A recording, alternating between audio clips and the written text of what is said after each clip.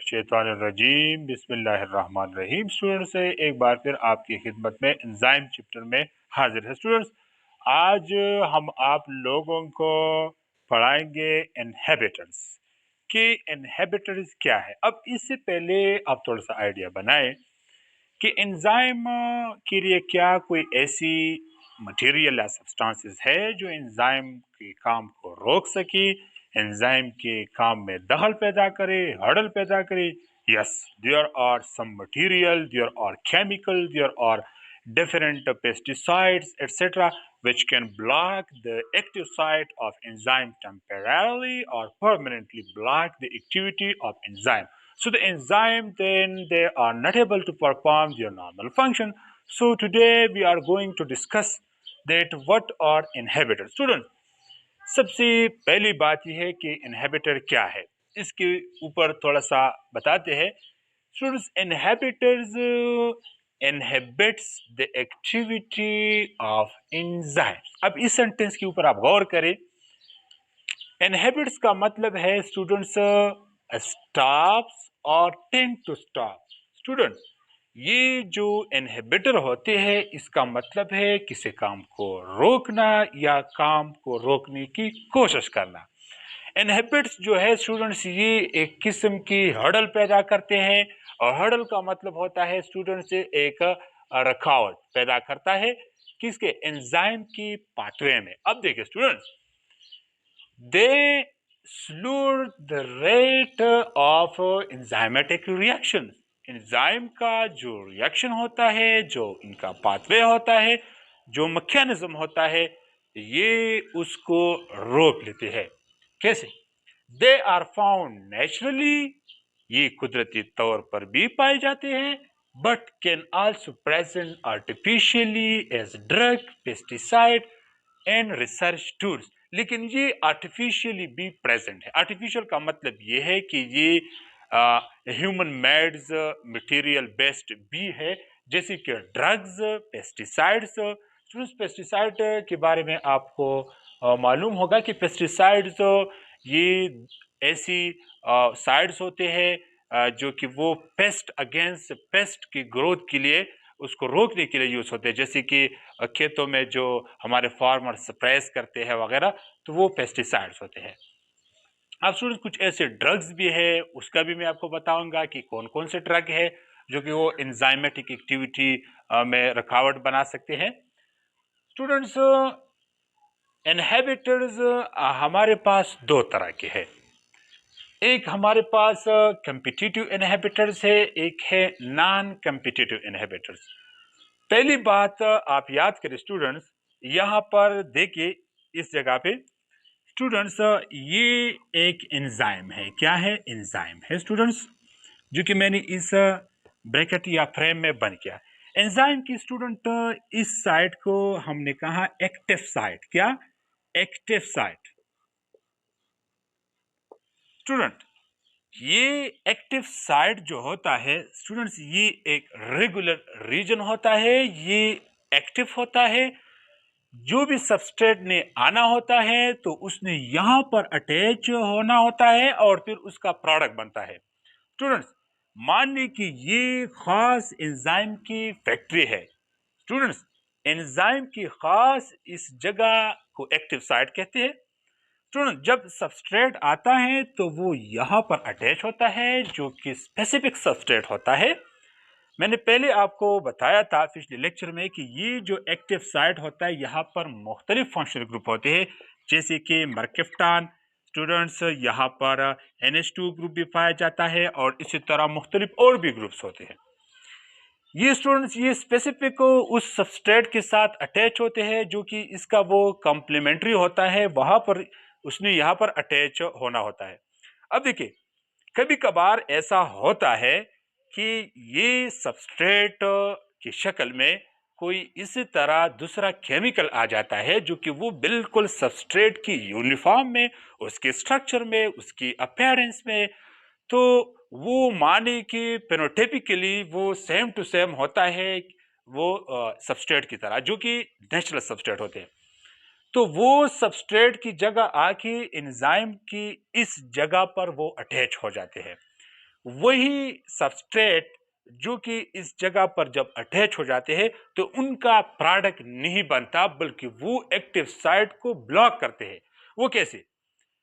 Competitive inhibitors has a similar structure to the normal substrate molecule and can fit into the active site of the enzyme, competes with the substrate, lower the rate of reaction, for example, sulfonamide to antibacterial drugs, which act as a competitive inhibitors. अब देखिए इस बात, competition students क्या होता है, इधर देखिए, competition का लफ्ज हम बार बार यूज करते हैं कि दो बच्चों के कंपटीशन था, फला बच्चे ने जीत लिया। कंपटीशन का मतलब ये होता है स्टूडेंट्स कि किसी खास एक गोल के पीछे जब लोग अपने एक खास मकसद के उसूल के लिए लड़ते हैं और वो किसी एक खास चीज की हसूल के लिए उनका मकसद हो, तो वो एक कंपटीशन होता है।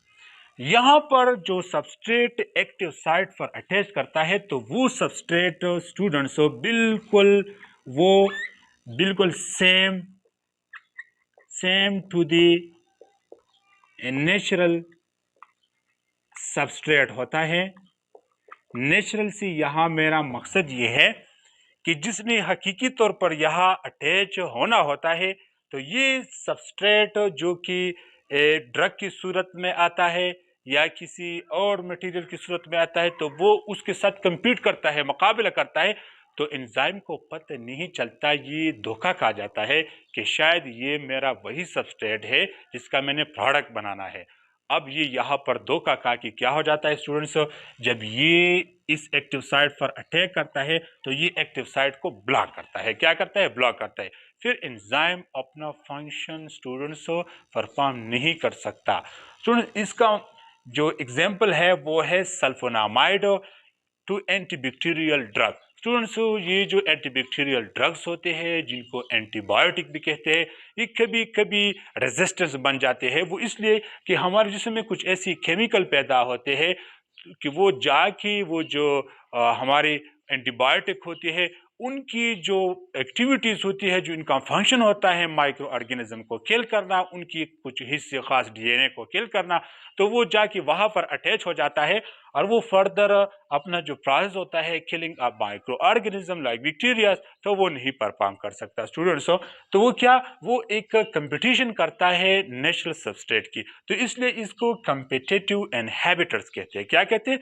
Competitive inhibitor. तो कम्पिटिटिव इनहिबिटर्स वो इनहिबिटर है स्टूडेंट्स जो कि वो नेचुरल सबस्ट्रेट की तरह उनकी यूनिफॉर्म में आके एक्टिव साइट पर अटैच होता है और उनकी जो एक्टिविटी होती है वो ब्लॉक करती है। तो इस वजह से एंजाइमेटिक चेन या रिएक्शन स्टूडेंट्स परफॉर्म नहीं किया जा सकता। अब स्टूडेंट मैं आपको एक और भी इनहिबिटर्स के बारे में बताना चाहता हूं, उनको कहते हैं non competitive inhibitors. Student non-competitive inhibitors means that the substrate which will in competitive inhibitor they will not compete in structure or appearance to the normal substrate, but they will attach to other side of the enzyme other than the active side। कहने का मकसद ये है students कि ये जो non competitive inhibitors हैं, competitive inhibitors में जो इनहिबिटर थी वो एक्टिव साइट पर अटैच होती थी। अब यहाँ पर ये उनकी सबस्ट्रेट की तरह नहीं है, तो ये अब एंजाइम की किसी दूसरी जगह पर अटैच होगी। स्टूडेंट्स मान लें कि ये हमारे पास कोई एंजाइम है, ये इसका एक्टिव साइट है। क्या है? Active site. और ये इसकी किसी दूसरी जगह जो इसका स्ट्रक्चर होता है यहाँ पर अटैच होता है, जो कि फ्रेम ऑफ एंजाइम होता है वहां पर अटैच होते हैं, और उनकी जो एक्टिविटी है वो क्या करते हैं? वो ब्लॉक करते हैं। तो अब मतलब ये है they are quite different in structure from the normal substrate. ये नॉर्मल सबस्ट्रेट से बिल्कुल स्ट्रक्चर में चेंज होते हैं and does not fit into the active site. अब ये एक्टिव साइट में फिट नहीं होंगे। स्टूडेंट्स यह इंपॉर्टेंट क्वेश्चन है कि non-competitive inhibitor do not attack on the active site of the enzyme. They attack on other site other than the active site. The enzyme attach at other site called allosteric site. ये जो दूसरे sites होते हैं enzyme पर, इनको एलिस्टेरिक sites भी आप कह सकते हैं स्टूडेंट। अब based on non competitive inhibitors competition, they are classified further into two categories. Number first, irreversible non-competitive inhibitors. Number two, reversible competitive inhibitors. अब देखिए, जो irreversible non-competitive inhibitors है, इसका मतलब ये है कि ये जब एंजाइम की किसी दूसरी जगह other than the active site पर अटैच हो जाए, तो अब इसका रिमूवल बाद में मुश्किल हो जाता है। क्या हो जाता है? मुश्किल। इसलिए दे आर इरिवर्सिबल। इनकी जो नॉर्मल फंक्शन होती है एंजाइम की, वो कभी वापस नहीं आएगी। जब एक दफा वो हाथों से उसका चला गया, तो वो चला गया students.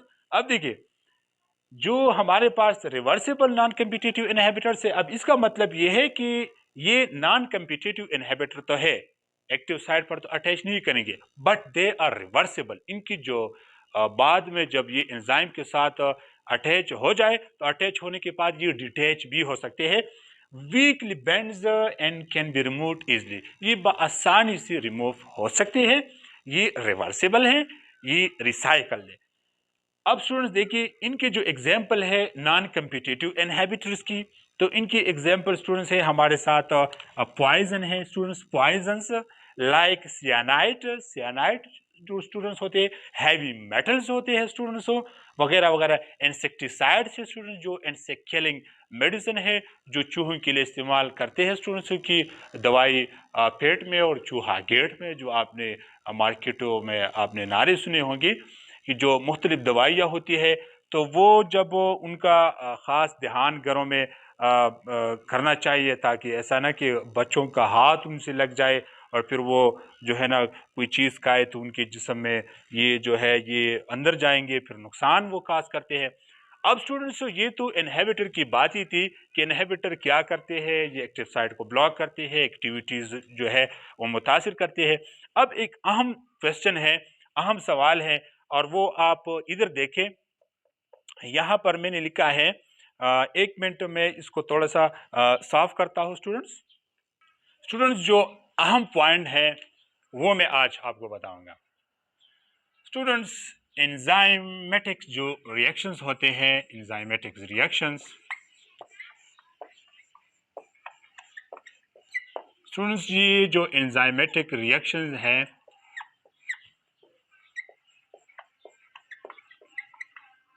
enzymatic reactions are enzymatic reactions will continue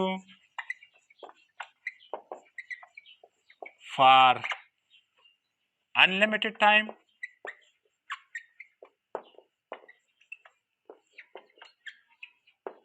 कहने का मकसद ये है, क्वेश्चन समझे स्टूडेंट्स, कि मान ली हमारे पास हमारे जिस्म के अंदर या किसी भी लिविंग सिस्टम के अंदर, अब एंजाइम का काम ही लिविंग ऑर्गेनिज्म के अंदर ही तो होना है।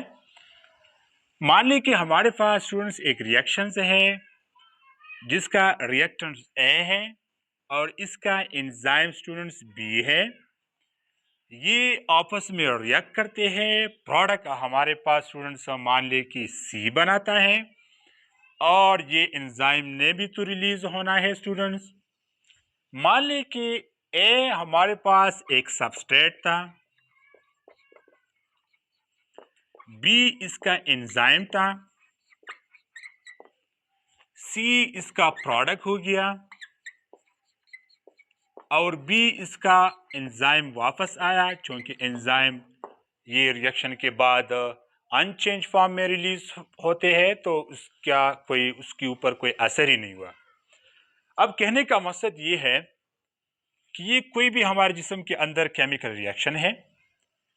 अब ये रिएक्शन कब तक इसी तरह जाती, मतलब कंटिन्यूस रहेगा, जब तक एंजाइम मौजूद होगा और जब तक सबस्ट्रेट अवेलेबल है, तो ये रिएक्शन तो होगा। क्योंकि सबस्ट्रेट और एंजाइम का काम ही तो आपस में रिएक्ट करना है, जो स्पेसिफिक एंजाइम है स्पेसिफिक सबस्ट्रेट के लिए।